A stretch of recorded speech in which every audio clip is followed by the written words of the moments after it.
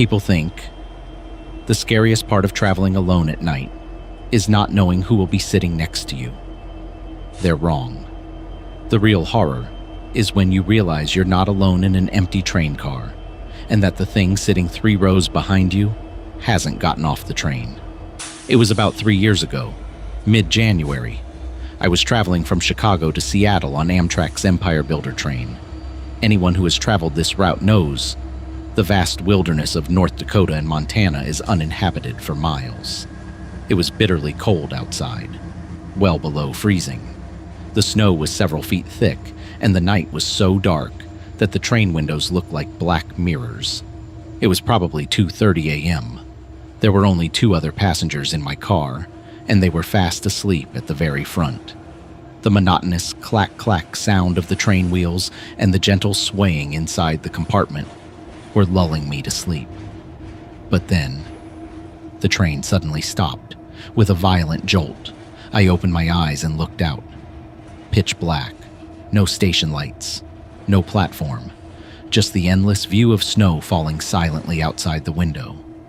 I thought maybe we had stopped for a signal.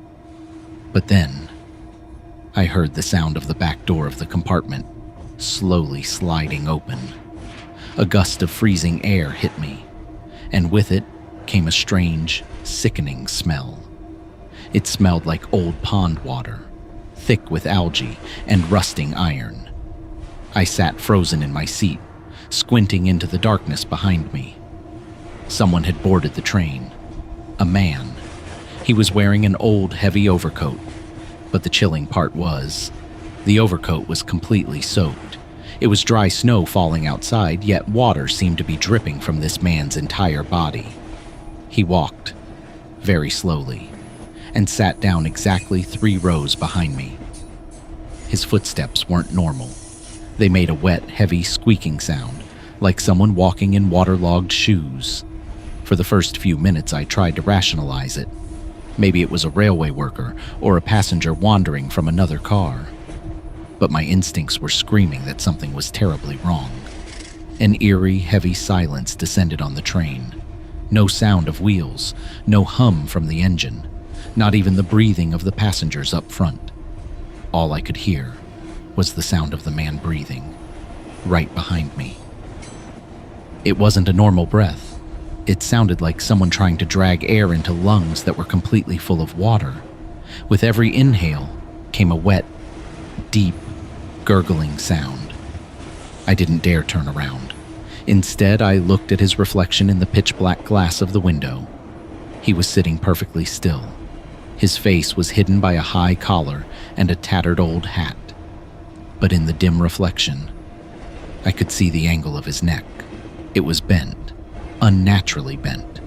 No living person could sit with their neck at that angle, unless their neck was broken.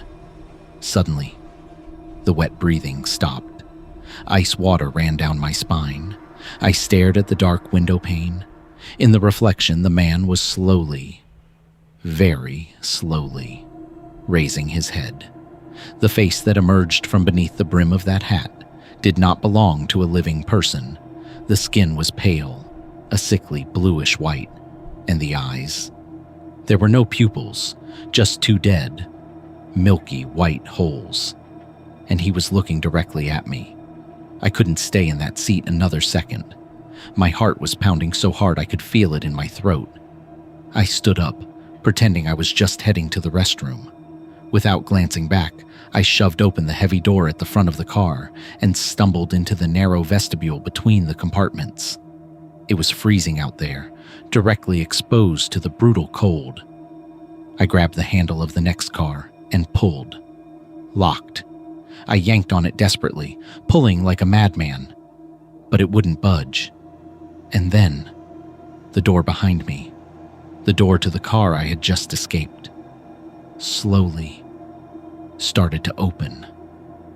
I froze, completely paralyzed with fear. I looked back. There was no one standing there. The door had opened entirely on its own, but right at my feet, thick drops of ice-cold water were dripping onto the metal floor. Trembling, I forced my eyes to the small frosted window on the outer door of the train. My blood turned to ice, clinging to the outside of the train in sub-zero temperatures. He was there. Those empty, dead white eyes were staring right at me through the glass. One of his hands was pressed flat against the window. The fingers.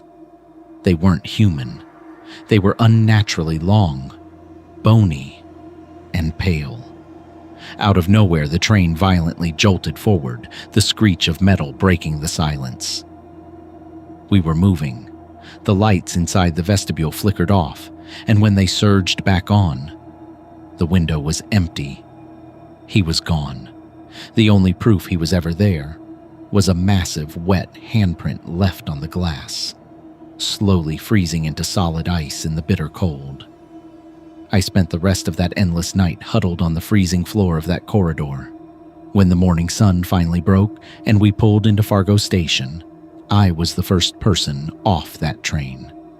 As my boots hit the platform, I turned and looked back at the exterior of the car I was in. Right below my window, the thick metal body of the train was covered in hundreds of deep, violent scratches, as if something had clawed its way up the side of the train to get inside.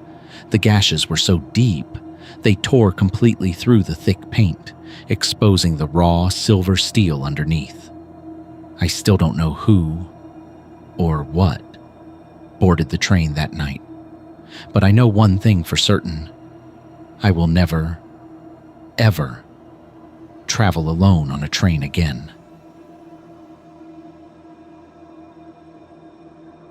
The Blackwood Tunnel had a smell that had nothing to do with nature, a strange mix of old iron, damp earth, and dried blood. We were always told to stay away from the abandoned railroad tracks, but at 17, when you have so much time on your hands, any warning feels like an invitation. Our small town Oak Ridge was built largely around coal mining and railroads, but in the 1950s, a terrible accident closed the Blackwood Tunnel forever. Rumor had it that an entire passenger train had disappeared inside the tunnel, never to be found again. We dismissed these stories as old wives' tales. It was mid-October. My friend Tommy and I decided to go inside and see what was really there. When we reached the mouth of the tunnel, the surrounding forest was plunged into an eerie silence. No bird songs, not even the sound of crickets.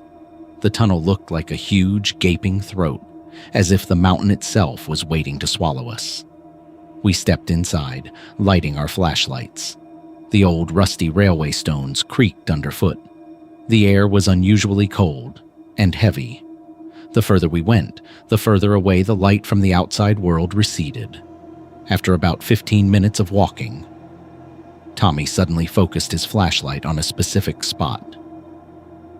"What is that?" Tommy whispered. I followed the line of light.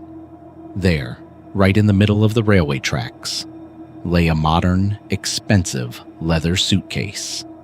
It was brand new, not a speck of dust or dirt on it, but no one had entered this tunnel in the last 60 years. I hesitantly approached the suitcase and opened it. Inside were some clothes, a makeup kit, and a diary. As I opened the diary, I saw the last entry was from only 3 days ago. It read, "The train is coming again, this time without a sound. They're taking us all." I looked at Tommy. His face had turned completely pale. Just then, the ground beneath my feet began to tremble, very faintly at first, but it gradually increased. Dust began to fall from the tunnel walls in thick streams. I strained my ears. A sound was coming from a long way off, the whistle of an old steam engine. But it wasn't exactly a whistle. It sounded like hundreds of people screaming in pain at once, echoing through a metal tube. "Impossible," Tommy stammered. "The outer tracks are cut. How could a train get in?" Before he could finish, we looked into the deep darkness of the tunnel. About half a mile away, we saw a light, the headlights of a train, but the light wasn't white or yellow. It was a dark, blood red. And the most terrifying thing, the light wasn't moving in a straight line. It was writhing, slithering along the tracks, like a snake. The closer the light got, the louder the agonizing whistle grew. I shone my torch in its direction, and my blood froze. It was not a train. It was a huge, deformed creature, made of flesh, bone, and old iron. Instead of wheels, it had the arms and legs of countless people under it, gripping the stones, pulling it forward, and in place of the train's headlights, there was a huge, blazing eye. "Run!" I shouted, pushing Tommy away. We started running like mad towards the mouth of the tunnel. I could hear the thing scurrying along behind me. Its wet, rasping breath felt like it was right on my neck. It felt like it was playing with us, like it could grab us in an instant. We were only a few yards from the exit when Tommy suddenly stumbled and fell. I turned to pick him up, but he wasn't moving. He was frozen, staring back. I followed his gaze and saw the red light bathing his face. I grabbed him by the collar and dragged him out of the tunnel with all my strength. As soon as we crossed the threshold, the noise suddenly stopped. The tunnel was as silent and dark as before. No red lights, no screams. Tommy was never the same after that day. He left town with his family within a month. I still live in Oak Ridge. Sometimes, especially on foggy winter nights, I lie in my bed and feel the ground shaking gently beneath me, and from far away, a whistling sound floats through the air. Not the sound of a machine, but the cry of some indescribable agony.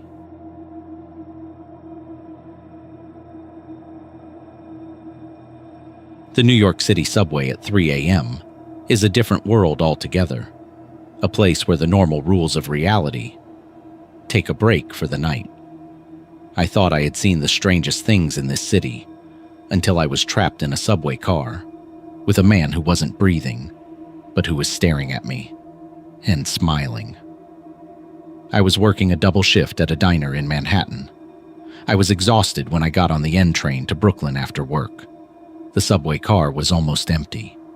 The neon lights flickered occasionally, and the wheels of the old train made an ear-piercing screech as they scraped against the tracks. When the train stopped at Canal Street, only one passenger got on the car.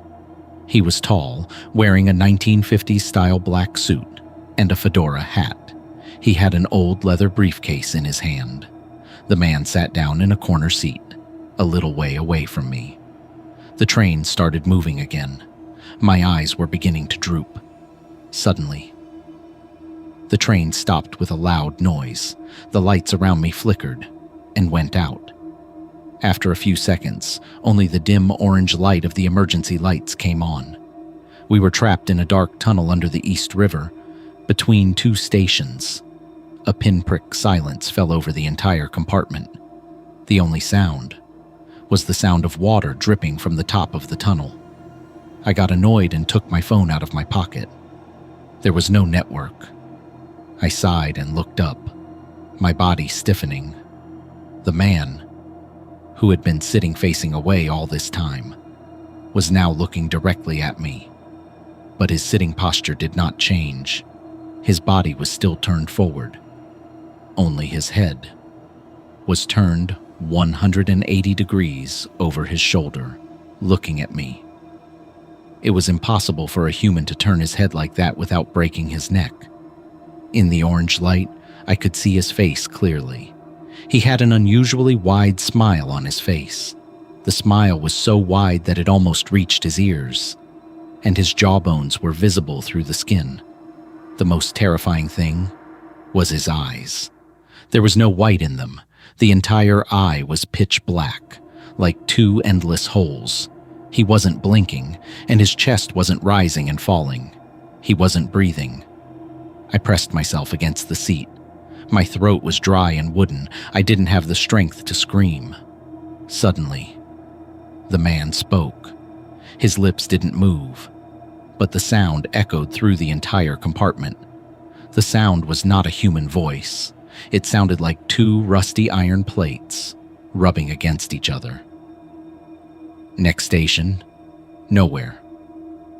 What he did next was the worst nightmare of my life. Without getting up from his seat, without making any physical movement, he started sliding across the floor towards me, as if someone was pulling him by an invisible thread. His twisted smile never faded. He slowly came to a stop, right in front of my seat. I was trembling with fear. A strong, rotten meat smell was coming from his body. He extended his unusually long, pale white hand towards me. His fingers were as thin and long as a spider's legs. "Will you get off with me?" he hissed, just as his ice-cold fingers were about to touch my cheek. The train jolted forward with a violent jolt. The bright white lights inside the compartment flashed together. I closed my eyes.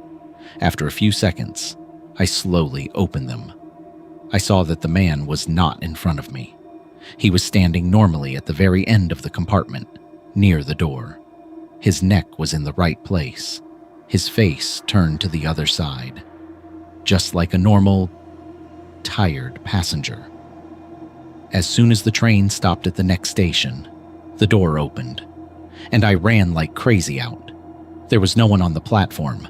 I started running towards the stairs. After climbing half the stairs, I could no longer control myself and looked back.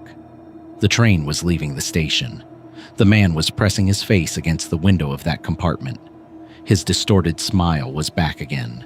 He was pressing his face against the glass so hard that I could clearly see the glass starting to crack, like a spider web. I didn't stand there for another moment. Only when I ran out of the station, onto the safe streets of New York, did my breathing return to normal. I don't know what was inside the train that night, but I've never taken the subway again since. Every night before I go to bed, I look out the window of my room. I always think that the man with the dark eyes and the wide smile will come standing on the other side of the glass any day.